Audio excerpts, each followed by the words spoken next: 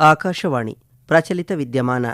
ಇಂದಿನ ವಿಷಯ 4 ಸಮಗ್ರ ಕಾರ್ಮಿಕ ಸಂಹಿತೆಗಳು. ಬರೆದವರು YSL ಸ್ವಾಮಿ.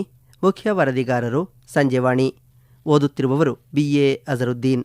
ಕೇಂದ್ರ ಸರ್ಕಾರ ಹೊಸದಾಗಿ ಅನುಷ್ಠಾನಗೊಳಿಸಿರುವ 4 ಕಾರ್ಮಿಕ ಸಂಹಿತೆಗಳು ದೇಶದ ಇತಿಹಾಸದಲ್ಲಿ ಮಾತ್ರವಲ್ಲದೆ ಆರ್ಥಿಕತೆಯ ಬೆಳವಣಿಗೆಗೆ ಸಂಬಂಧಿಸಿದಂತೆಯೂ ಮಹತ್ವದ್ದಾಗಿವೆ.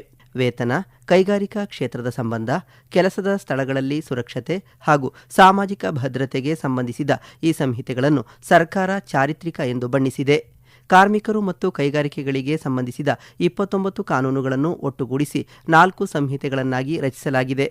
1228 ಸೆಕ್ಷನ್ಗಳನ್ನು 480ಕ್ಕೆ ಹಾಗೂ 1436 ನಿಯಮಗಳನ್ನು 351ಕ್ಕೆ ಇಳಿಸಲಾಗಿದೆ. 65 ವಿಭಾಗಗಳಿಗೆ ಸಂಬಂಧಿಸಿದ ಅಪರಾಧೀಕರಣವನ್ನು ತೆಗೆದುಹಾಕಲಾಗಿದೆ. ಕಾರ್ಮಿಕ ಕಾನೂನುಗಳ ಈ ಪರಿಷ್ಕರಣೆ ಬಹು ಹಿಂದೆಯೇ ಆಗಬೇಕಾಗಿತ್ತು.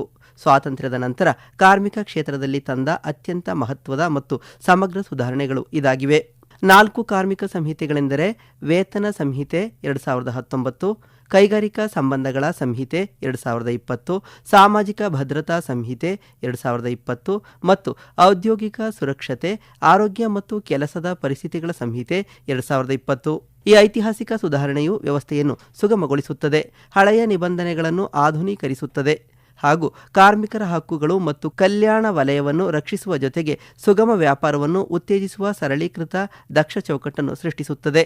ದೇಶದ ಉದ್ಯೋಗ ಕ್ಷೇತ್ರ ಗಮನಾರ್ಹ ಬೆಳವಣಿಗೆ ದಾಖಲಿಸಿದ್ದು, ಉದ್ಯೋಗ ಪ್ರಮಾಣ 2017-18ರಲ್ಲಿ 47.5 ಕೋಟಿಯಿಂದ 2023-24ರಲ್ಲಿ 64.33 ಕೋಟಿಗೆ ಏರಿಕೆಯಾಗಿದೆ. 6 ವರ್ಷಗಳಲ್ಲಿ 16 ಕೋಟಿ 83 ಲಕ್ಷ ಉದ್ಯೋಗಗಳು ಹೆಚ್ಚಾಗಿವೆ. ಇದೇ ಅವಧಿಯಲ್ಲಿ ನಿರುದ್ಯೋಗ ದರ 6% 3.2ಕ್ಕೆ ಗಣನೀಯವಾಗಿ ಇಳಿಕೆಯಾಗಿದೆ. 1 ಕೋಟಿ 56 ಲಕ್ಷ ಮಹಿಳೆಯರು ಔಪಚಾರಿಕ ಉದ್ಯೋಗ ವರ್ಗಕ್ಕೆ ಪ್ರವೇಶಿಸಿದ್ದಾರೆ. ಕಾರ್ಮಿಕರು ಆರ್ಥಿಕ ಬೆಳವಣಿಗೆ ಮತ್ತು ಅಭಿವೃದ್ಧಿಯ ಪ್ರಮುಖ ಸಾರಥಿಗಳು.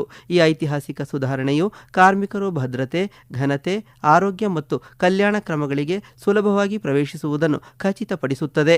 ನ್ಯಾಯಯುತ ಮತ್ತು ಭವಿಷ್ಯಕ್ಕೆ ಸನ್ನದ್ಧವಾದ ಕಾರ್ಮಿಕ ಪರಿಸರ ವ್ಯವಸ್ಥೆಗೆ ಭಾರತದ ಬದ್ಧತೆಯನ್ನು ಬಲಪಡಿಸುತ್ತದೆ.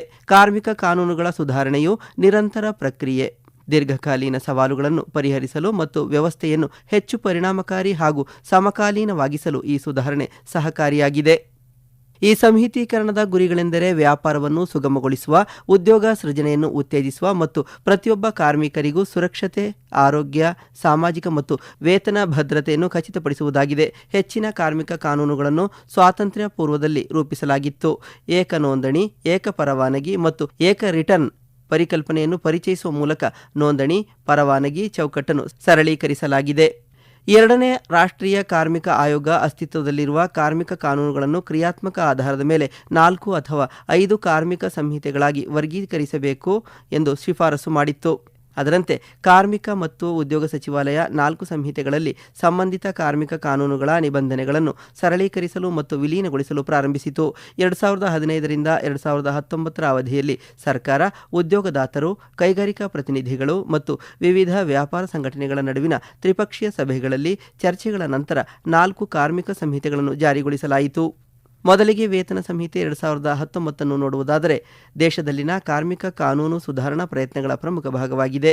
ಇದು ಅಸ್ತಿತ್ವದಲ್ಲಿದ್ದ 4 ಪ್ರಮುಖ ಕಾನೂನುಗಳಾದ ವೇತನ ಪಾವತಿ ಕಾಯ್ದೆ 1936, ಕನಿಷ್ಠ ವೇತನ ಕಾಯ್ದೆ 1948, ಬೋನಸ್ ಪಾವತಿ ಕಾಯ್ದೆ 1965 ಮತ್ತು ಸಮಾನ ಸಂಭಾವನೆ ಕಾಯ್ದೆ 1976 ಇವುಗಳ ನಿಬಂಧನೆಗಳನ್ನು ಸರಳೀಕರಣಗೊಳಿಸುವ ಮತ್ತು ಕ್ರೋಢೀಕರಿಸುವ ಗುರಿ ಹೊಂದಿದೆ.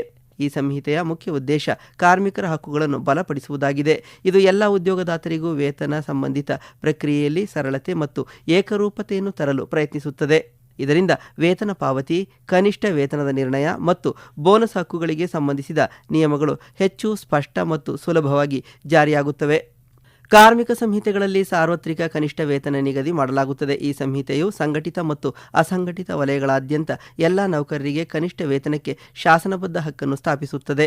ಈ ಹಿಂದೆ ಕನಿಷ್ಠ ವೇತನ ಕಾಯ್ದೆಯು ನಿಗದಿತ 30% ಕಾರ್ಮಿಕರಿಗೆ ಮಾತ್ರ ಅನ್ವಯವಾಗುತ್ತಿತ್ತು.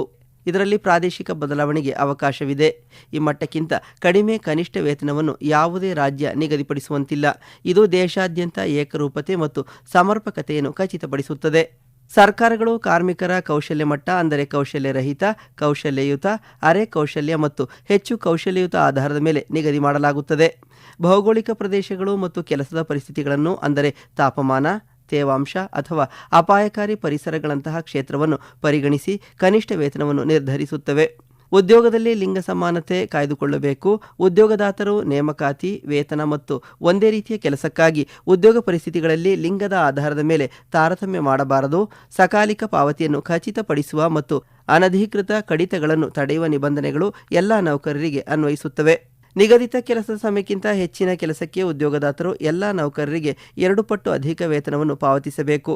ಕಂಪನಿಗಳು, ಸಂಸ್ಥೆಗಳು ಅಥವಾ ಸಂಘಗಳು ಸೇರಿದಂತೆ ಉದ್ಯೋಗದಾತರು ತಮ್ಮಿಂದ ನೇಮಕಗೊಂಡ ನೌಕರರಿಗೆ ವೇತನವನ್ನು ಪಾವತಿಸಬೇಕು. ಇಲ್ಲವಾದಲ್ಲಿ ಆ ಸಂಸ್ಥೆಯು ಜವಾಬ್ದಾರಿ ಹೊರಬೇಕಾಗುತ್ತದೆ. ಸಾಂಪ್ರದಾಯಿಕ ಇನ್ಸ್ಪೆಕ್ಟರ್ ಪಾತ್ರವನ್ನು ಇನ್ಸ್ಪೆಕ್ಟರ್ ಕಮ್ ಫೆಸಿಲಿಟೇಟರ್ನಿಂದ ಬದಲಾಯಿಸಲಾಗಿದೆ.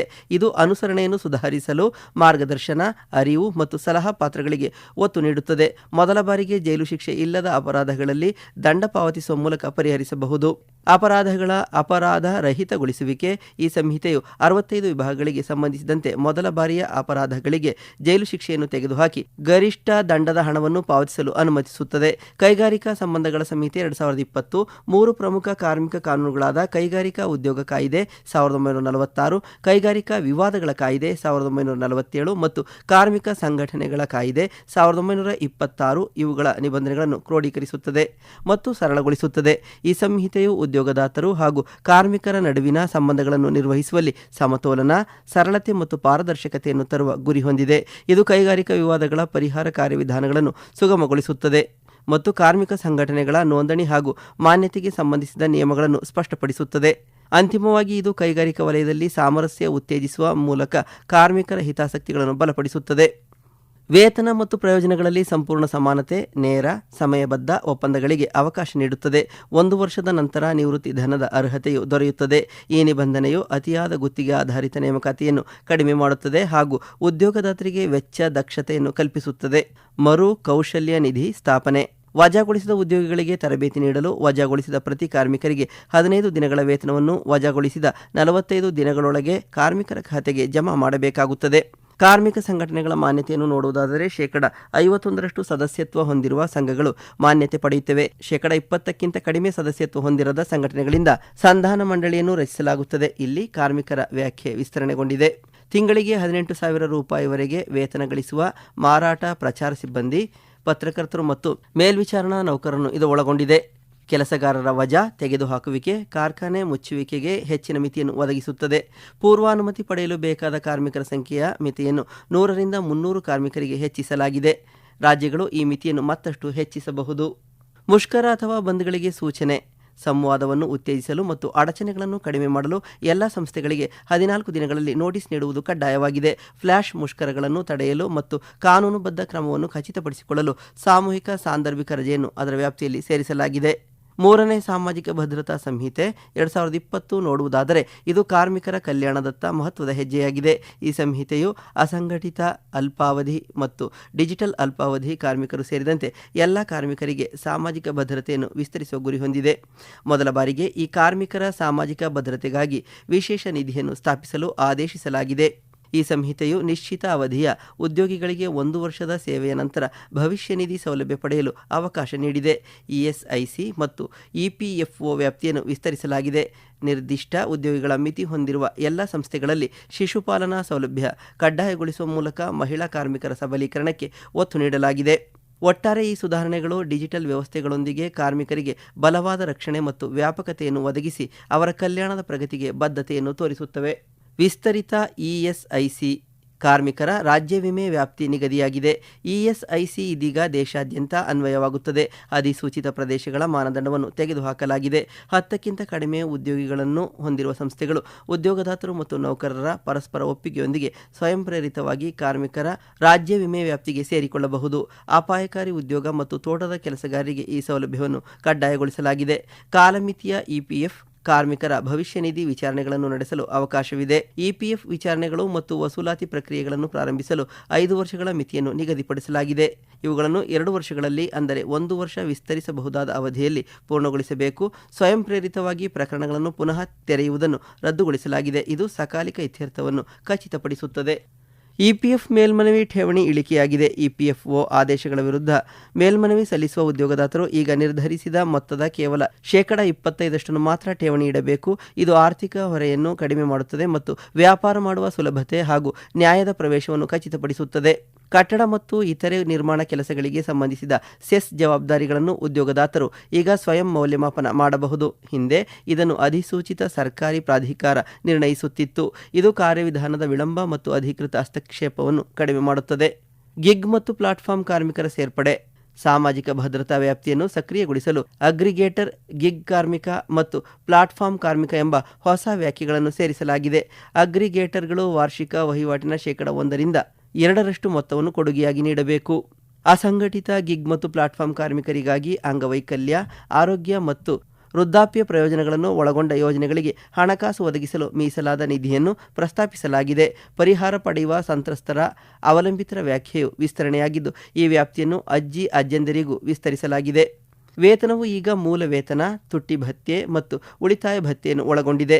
ಒಟ್ಟು ಸಂಭಾವನೆಯ 50% ಅಥವಾ ಅಧಿಸೂಚಿಸಬಹುದಾದ ಅಂತಹ ಶೇಕಡಾವಾರು ಮೊತ್ತದ ವೇತನವನ್ನು ಲೆಕ್ಕಾಚಾರ ಮಾಡಿ ಸೇರಿಸಲಾಗುತ್ತದೆ.